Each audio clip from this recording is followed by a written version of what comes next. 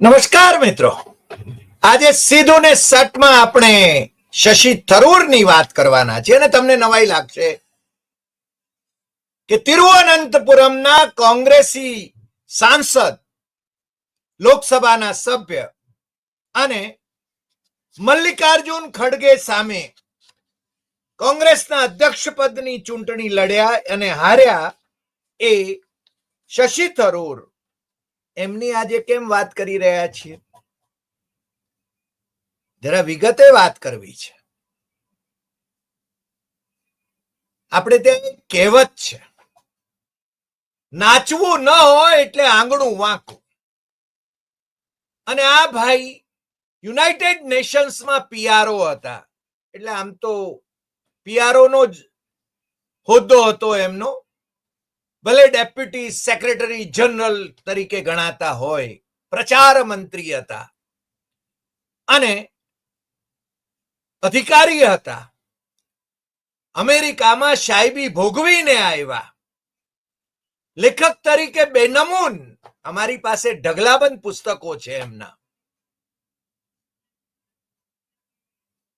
અંગ્રેજીમાં સૌથી લાંબા શબ્દો કયા હોઈ શકે એના વિશેની જો કોઈ સ્પર્ધા કરવામાં આવે તો એમને કોઈ પરાસ્ત ન કરી શકે એવું અમે જરૂર માનીએ છીએ. ભાઈ શ્રી ત્યાંથી આવ્યા, અહીંયા કોંગ્રેસમાં જોડાયા અને જે અધિકારીઓ નિવૃત્ત થયા પછી રાજકીય પક્ષમાં જોડાય છે એ કોઈ માસ લીડર નથી હોતા, પરંતુ એમની મહેચ્છા ખૂબ ઊંચી હોય છે. એમને મુખ્યમંત્રી બનવું હોય છે, એમને વડાપ્રધાન બનવું હોય છે, એમને વિદેશ મંત્રી બનવું હોય છે, એમને શું નથી બનવું હોતું. એમને આ બધી મહેચ્છાઓ હોય છે. અને આ ભાઈ શ્રી એ પેલી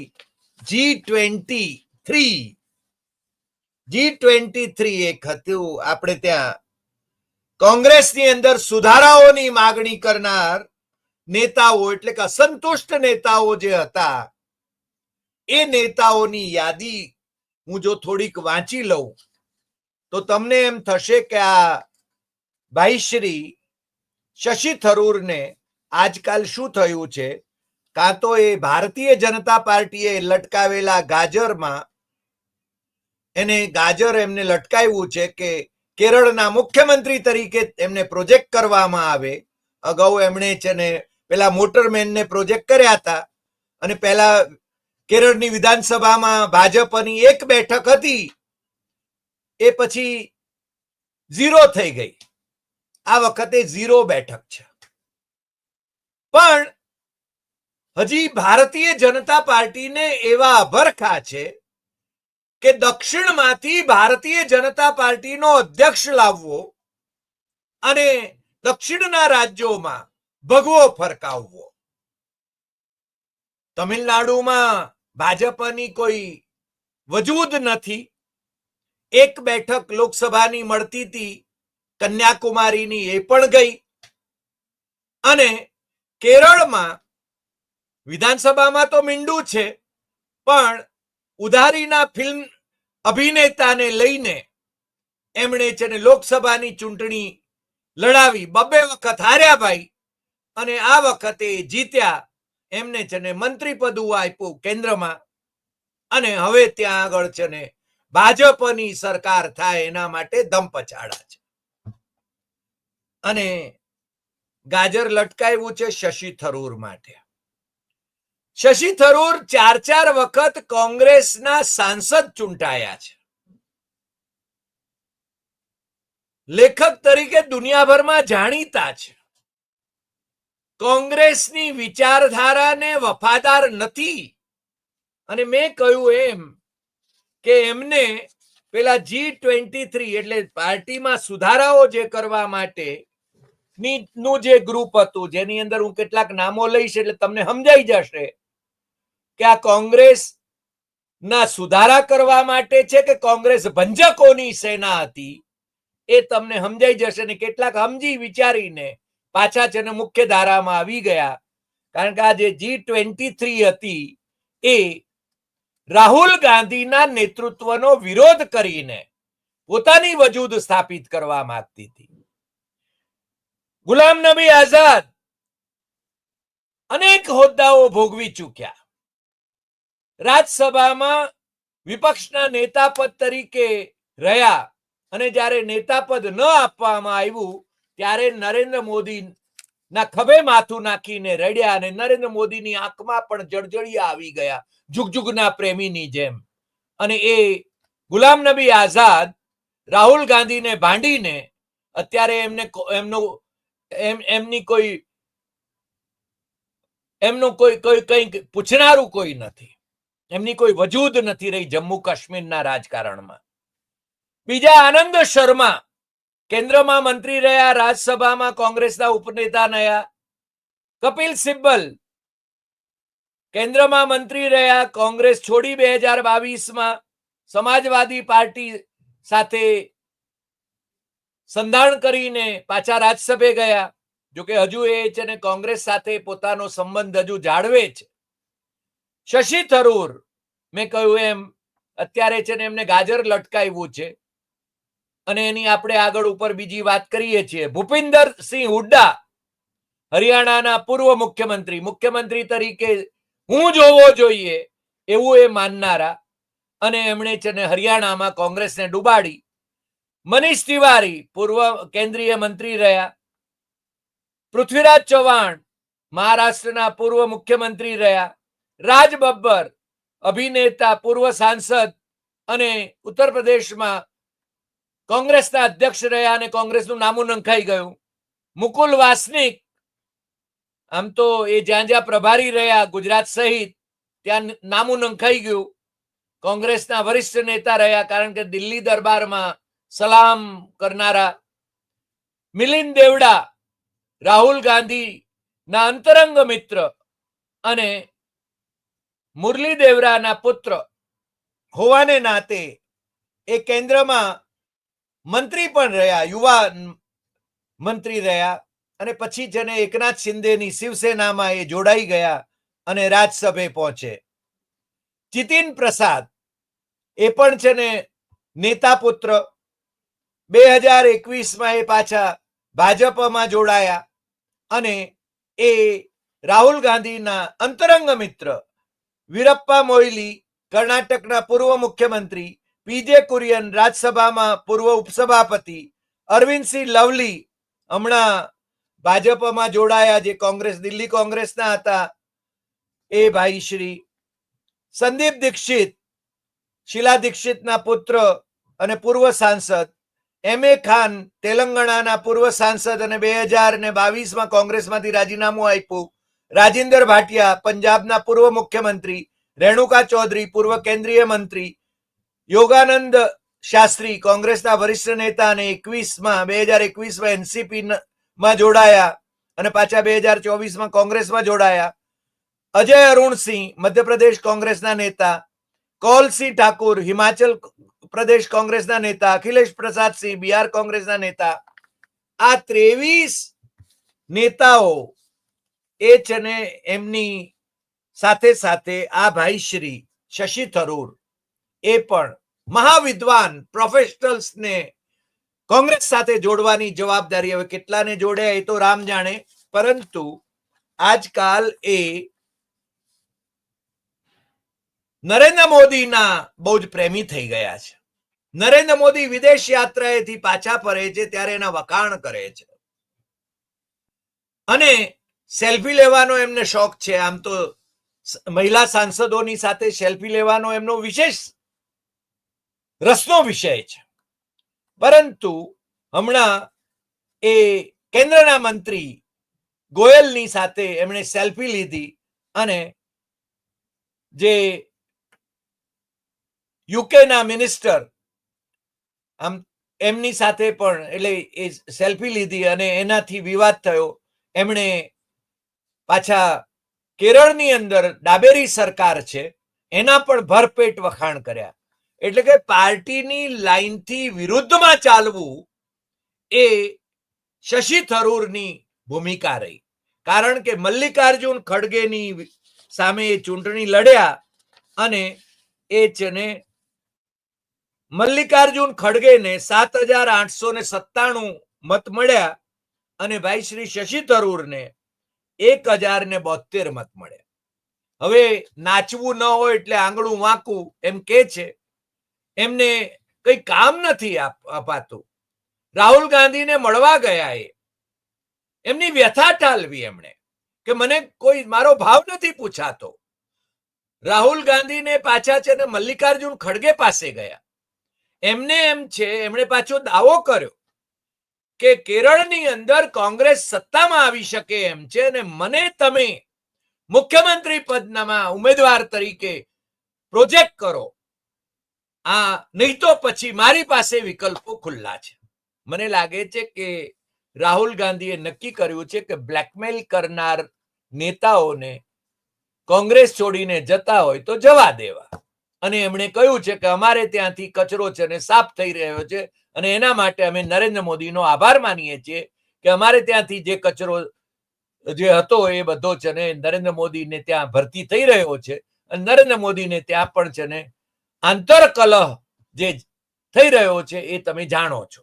કારણ કે જે લોકો કોંગ્રેસની અંદર વાણી સ્વાતંત્ર્ય અનુભવે છે, મુક્ત મને વાત કરી શકે છે, એ ભારતીય જનતા પાર્ટીમાં જોડાય એટલે એમને મોઢે તાળા મારી દેવામાં આવે છે. એના પછી એ બોલી શકતા નથી. ગુજરાતના જે નેતાઓ કોંગ્રેસમાંથી ભાજપમાં ગયા એમની શું વલે છે એ તો તમે બધા જાણો છો, એટલે મારે કંઈ કહેવાની જરૂર નથી. અને આ ભાઈ શશી થરૂર, જેમના પત્ની સુનંદા પુષ્કર, એટલે એમના કાશ્મીરી પત્ની સુનંદા પુષ્કર, એમના માટે આ નરેન્દ્ર મોદીએ જે શબ્દ પ્રયોગો કર્યા હતા એ શબ્દ પ્રયોગો મને લાગે છે કોઈ સંસ્કારી પુરુષ કે સંસ્કારી મહિલા ન કરી શકે એવા શબ્દ પ્રયોગો હતા. 50 કરોડની ગર્લફ્રેન્ડ, જાહેર સભાઓમાં નરેન્દ્ર મોદીએ આ પ્રકારની ભાષા વાપરી હતી. હમણાં એમણે જે રેખા ગુપ્તાને દિલ્હીમાં મુખ્યમંત્રી બનાવ્યા છે, એમના ટ્વીટ છે ને હમણાં ખૂબ ડિલીટ કરવામાં આવ્યા, પરંતુ એમના પણ ટ્વીટ એટલા જ ગંદા હતા. કેજરીવાલની માની કોખ એના વિશે છે ને એમણે જે ટ્વીટ કર્યા હતા એ આપણને છે ને લાજ શરમ આવે એ પ્રકારના હતા.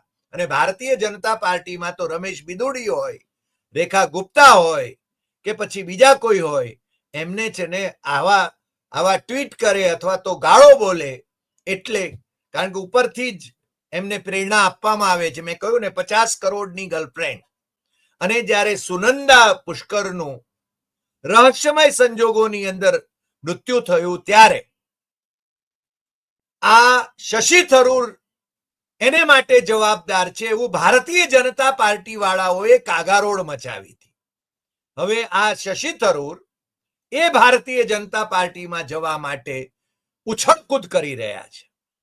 આમ તો ડાબેરી મોરચો જે છે ત્યાં સીપીએમ અને ડાબેરી પક્ષો એ બીજી વખત સત્તામાં આવ્યા છે. લાગ લગાટ સામાન્ય રીતે ત્યાં રોટેશનમાં આવે છે કે ડાબેરી મોરચો એકવાર આવે, લેફ્ટ ડેમોક્રેટિક ફ્રન્ટ, અને બીજી વખત યુનાઇટેડ ડેમોક્રેટિક ફ્રન્ટ એટલે કોંગ્રેસના નેતૃત્વ વાળો જે મોરચો છે એ સત્તામાં આવતો હતો. પરંતુ છેલ્લી વિધાનસભામાં ફરીને ડાબેરી મોરચો એ સત્તામાં આવ્યો અને વિજયન એ સત્તારૂઢ બન્યા, મુખ્યમંત્રી ફરીને બન્યા.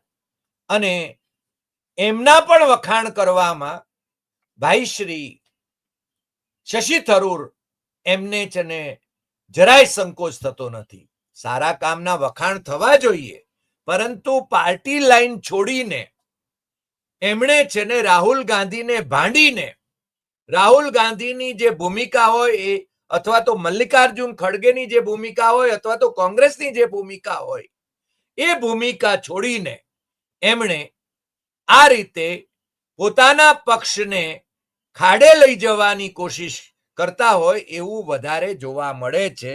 અને એટલા માટે જ અમે આજે મલયાલમ મનોરમા અને માતૃભૂમિ આ બંને કેરળના અખબારોના અહેવાલો પણ વાંચ્યા અને શશી થરૂરે જે લેખ લખેલા છે, જે લેખ લખ્યો જે બહુ જ ચર્ચાસ્પદ બન્યો છે, એ કહે છે કે છેલ્લા 8 વર્ષમાં 5,900 નવા સ્ટાર્ટઅપ કેરેલામાં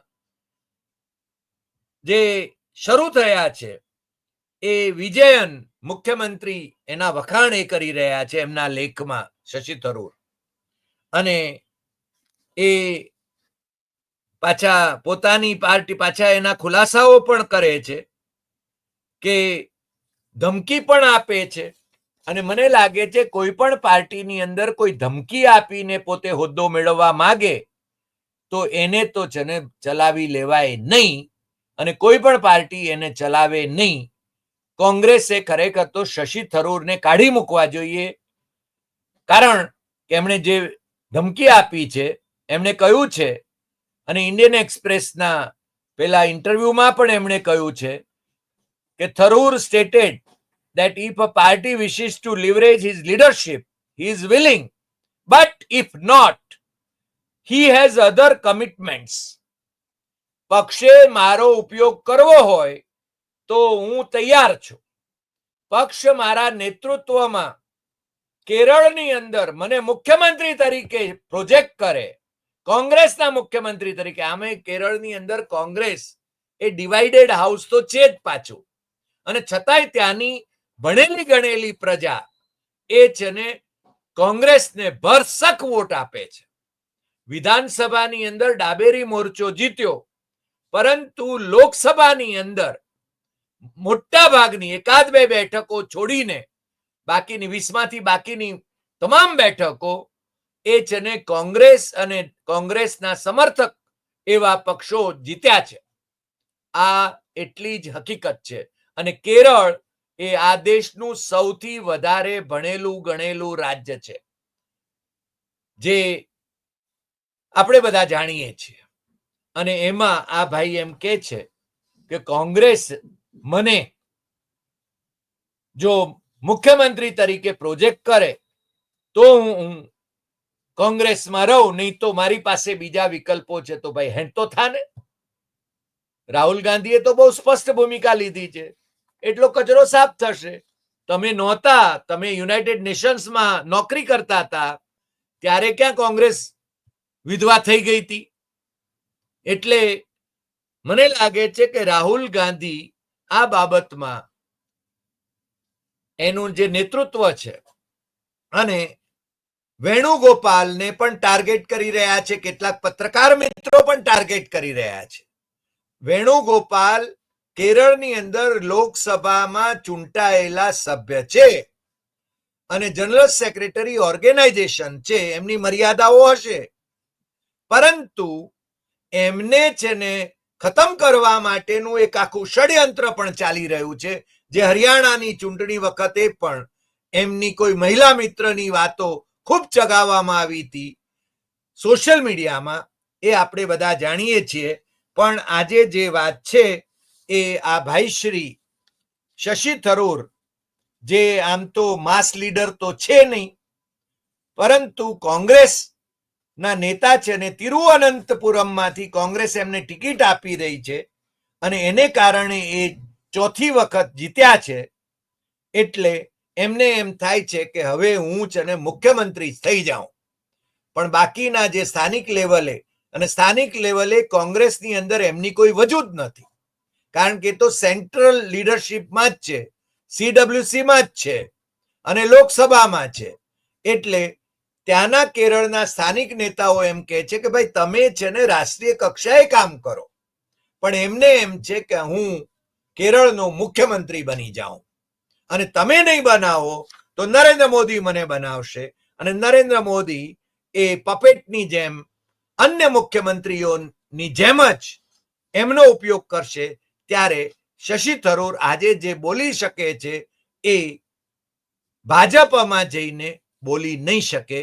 બીજું, માર્ક્સવાદી પાર્ટી તો એમને લેવાની નથી, કારણ કે માર્ક્સવાદી પાર્ટી એ બહારના લોકોને સીધે સીધા નેતા તરીકે સ્વીકારવા માટે તૈયાર નથી હોતી. અને વિજય નહીં તો કાડરમાંથી જે કોઈ આવે એ ત્યાં મુખ્યમંત્રી બને જ્યારે એને બહુમતી મળે ત્યારે, ડાબેરી મોરચાને બહુમતી મળે ત્યારે. એટલે શશી થરૂરની મહેચ્છા એ ભારતીય જનતા પાર્ટીના મુખ્યમંત્રી થવાની છે અને નરેન્દ્ર મોદી એના ઉપર રીઝે અને એ એમને મુખ્યમંત્રી બનાવે એવા એમના અભરખા છે. આજે આટલી વાત. ફરી મળીશું નવા એપિસોડમાં નવા વિષય સાથે. તમને આ એપિસોડ ગમ્યો હોય તો સૌથી વધુ શેર કરશો, લાઈક કરશો, કમેન્ટ કરશો અને આપણી YouTube channel doctor Hari Desai Satyam એવમ તથ્યમ એ સબસ્ક્રાઇબ કરવા માટે મિત્રોને જરૂર જણાવશો. નમસ્કાર.